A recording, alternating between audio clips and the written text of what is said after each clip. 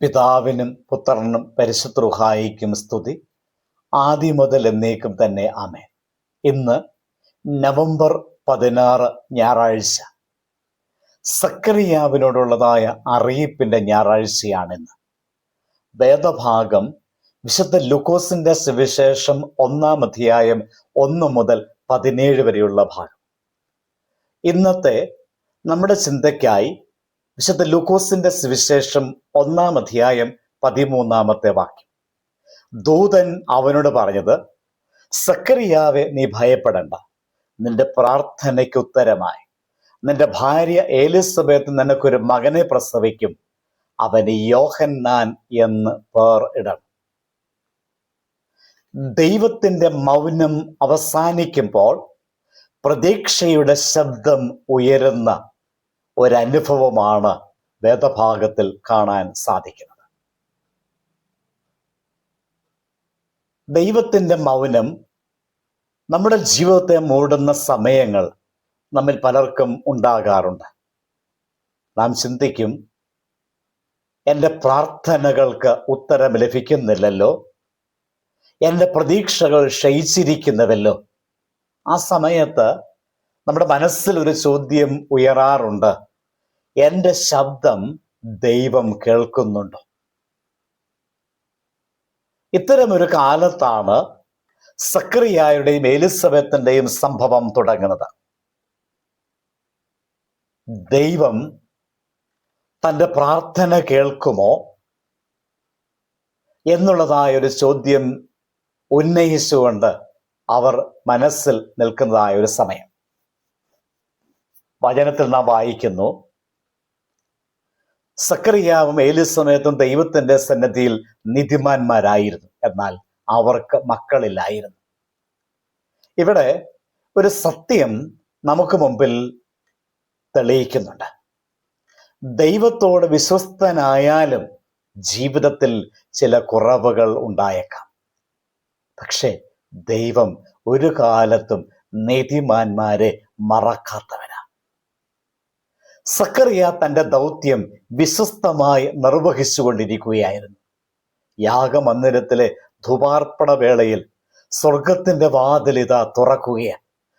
Gabriel ദൂതൻ പ്രത്യക്ഷപ്പെട്ട് അവരോട് പറയുന്നു, സക്കറിയായ, നീ ഭയപ്പെടേണ്ട, നിന്റെ പ്രാർത്ഥന കേട്ടിരിക്കുന്നു. അവിടെയാണ് ദൈവചരിത്രത്തിലെ ഒരു പുതിയ അധ്യായം തുടങ്ങുന്നത്. ഇത് ചില ബോധ്യങ്ങൾ നമുക്ക് നൽകുകയാണ്. ഒന്ന്, ദൈവം മൗനത്തിലല്ല, അവന്റെ സമയത്തിനായി കാത്തിരിക്കുകയാണ്. ദൈവം തീർച്ചപ്പെടുത്തിയ സമയത്ത് തന്നെ ദൈവം പ്രവർത്തിക്കുന്നവന്.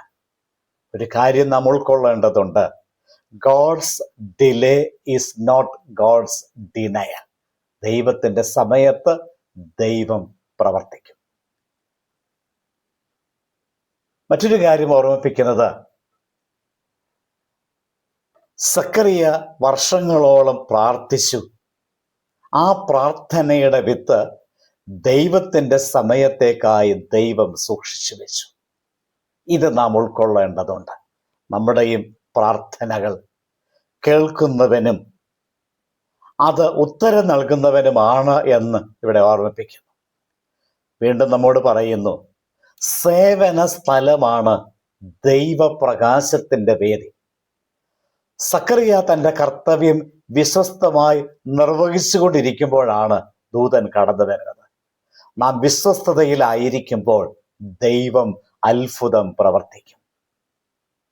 നാലാമതായിട്ട്, ദൈവത്തിന്റെ മറുപടി വ്യക്തിപരമായ ആനുകൂല്യത്തിനല്ല, ദൈവരാജ്യത്തിന്റെ നിർമ്മിതിക്ക് വേണ്ടിയാണ് എന്ന് നാം ഓർക്കുക.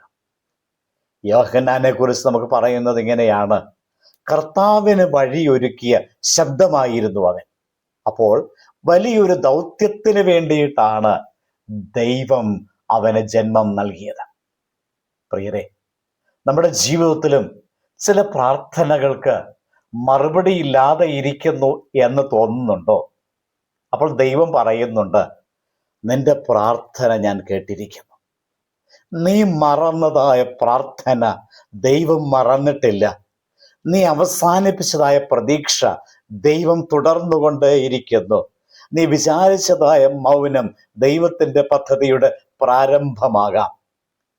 അതുകൊണ്ട് don't bury your prayer in despair, plant it in faith. നിന്റെ പ്രാർത്ഥന നിരാശയിൽ അടക്കം ചെയ്യരുത്, വിശ്വാസത്തിൽ അതിനെ വളർത്തുക. ഇന്ന് ദൈവം നമ്മൾ വിളിക്കുകയാണ് സക്കറിയായെ പോലെ സേവനത്തിൽ ഉറച്ചു നിൽക്കാൻ, പ്രാർത്ഥനയിൽ അകന്നു പോകാതെ നിലകൊള്ളാൻ, ദൈവരാജ്യത്തിനായി പുതിയ തലമുറയെ ഒരുക്കുവാൻ. നമുക്ക് പറയാം, കർത്താവേ, ഞങ്ങളുടെ ഹൃദയത്തെ നീ ഉണർത്തണമേ. അതുകൊണ്ട് നമ്മുടെ ജീവിതങ്ങളെ വീണ്ടും സമർപ്പിക്കാം. ദൈവത്തിന് വേണ്ടി ഒരുക്കുന്നതിന് ശബ്ദങ്ങളായി, മാനസാന്തരത്തിന്റെ ദൂതന്മാരായി, പ്രത്യാശയുടെ ദൂതവാഹികളായി നമ്മെ ഒരുക്കാം. Let us rededicate our lives to be voices of preparation, messengers of repentance and bearers of hope. പ്രാർത്ഥിക്കാം. കർത്താവേ, അവിടുന്ന് ഞങ്ങളോട് സംസാരിക്കുന്നുണ്ടല്ലോ. ഞങ്ങളുടെ ജീവിതത്തിലും നിന്റെ ഉണർത്തലിന്റെ ശബ്ദം ഞങ്ങളെ ഉയർത്തണമേ. സക്കറിയായുടെ വിശ്വാസം പോലെ ഞങ്ങൾ സേവനത്തിൽ ഉറച്ചു നിൽക്കുവാൻ, പ്രാർത്ഥനയിൽ ക്ഷീണിക്കാതെ ഇരിക്കുവാൻ, നിന്റെ രാജ്യത്തിന് വഴിയൊരുക്കുവാൻ ഞങ്ങളെ രൂപാന്തരപ്പെടുത്തണമേ. ആമേൻ. ദൈവം അനുഗ്രഹിക്കട്ടെ.